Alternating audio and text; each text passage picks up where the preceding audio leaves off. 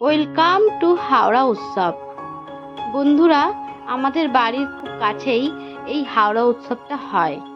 এই হাওড়া উৎসবটা রামরাজাতলা স্টেশন থেকে দেখা যায়। শঙ্কর মঠের উল্টো দিকেই এই মেলাটা বসে। 1 মাস এই মেলা বসে।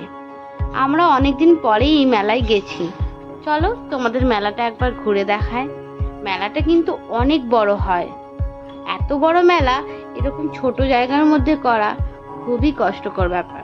তাও এই মেলাটা হয়, প্রত্যেক বছর বসে 1 মাস ধরে। প্রথমে আমাদের টিকিট কাউন্টারে কেটে আমাদের মেলায় ঢুকতে হয়, 10 টাকা করে টিকিট। আমরা প্রথম টিকিট কাউন্টারে কাটি না টিকিট, সেকেন্ডেরটাই কাটি। তারপর মেলায় প্রবেশ করার পর হাওড়া উৎসবের যে অফিসটা থাকে সুন্দর করে সাজিয়ে রাখে। চারিদিকে এত দোকান দেখলে চোখ ধেঁধে যাবে।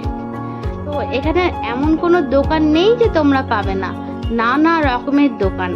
প্রত্যেকটার দাম রিজনেবল প্রাইস, খুব একটা বেশি দাম কোনো কিছুই না।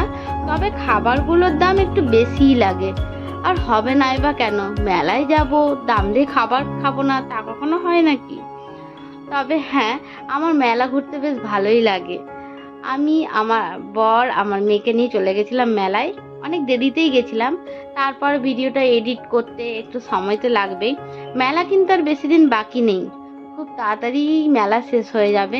তাই তোমরা ঝটপট যত তাড়াতাড়ি পারো অবশ্যই একবার অন্তত মেলাটা ঘুরে আসবে, দেখো ভালো লাগবে। আমরা চলে গেছিলাম ম্যাজিক স্টোরে। সেখানে একটা কাকু খুব সুন্দর ম্যাজিক দেখাচ্ছিল। আমার মেয়ে ম্যাজিক করতে খুব ভালোবাসে।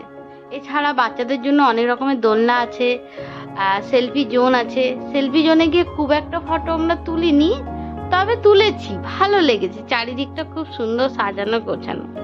তারপর আমার মেয়ে বায়না করলো একটা প্লে স্টোর বসেছে বেবিদের, সেখানে উঠবে। তো প্রথমে ওকে উঠতে দিচ্ছিল না, তারপর আমরা রিকোয়েস্ট করতে উঠতে দিল। তো এই তো সময়, এই সময় মানে খেলবে না সেটা হয় নাকি? তাই আমরা কেউ বাধা দিলাম না। ওর মতো অনেক আনন্দ করলো। তো বলেছিল যে 10 মিনিট, কিন্তু 10 মিনিটের বেশি কিন্তু ওখানে আমার মেয়ে লাফিয়েছে, খুব মজা করেছে। এরপর আমরা গেলাম জিলাপি স্টোরে। জিলাপি না খেলে ভগবান পাপ দেবে। মেলায় গিয়ে জিলাপি খাবো না তা কখনো হয় নাকি? তো তারপর আমরা যখন মেলা থেকে বেরোচ্ছি দেখছি হাতে গোনা কয়েকটা মাত্র মানুষ আছে, পুরো মেলা ফাঁকা। আমরা একটু রাত করে গেছিলাম, যে কারণে মেলাটা এত ফাঁকা পেয়েছি। প্রথম দিকে অনেক ভিড় ছিল, পরের দিকে ফাঁকা হয়ে গেছে। তো আমি ভিডিওটা করে আর একটু দেখালাম যে কয়েকটা মাত্র হাতে গোনা লোক আছে। সেখান থেকে বেরোনোর পর আমার বর বলছে, তুমি অনেক ভিডিও করেছো, দাও এবার আমি তোমার ভিডিও করে দিচ্ছি। তো আমি দেখালাম কি কি কিনেছি। তো ওখান থেকে বেরোনোর পরে আমার মেয়ে তখনও মনে হচ্ছে যে মা এই কানেরগুলো কিনেছে, দেখিয়ে দিই। যাই হোক, মেলাটা খুব ভালো লেগেছে। তোমরাও একবার মেলা ঘুরে আসো, খুব ভালো লাগবে। আর আমার ভিডিওটা ভালো লাগলে অবশ্যই একটা লাইক, কমেন্ট অ্যান্ড ফলো করে দিও। Thank you.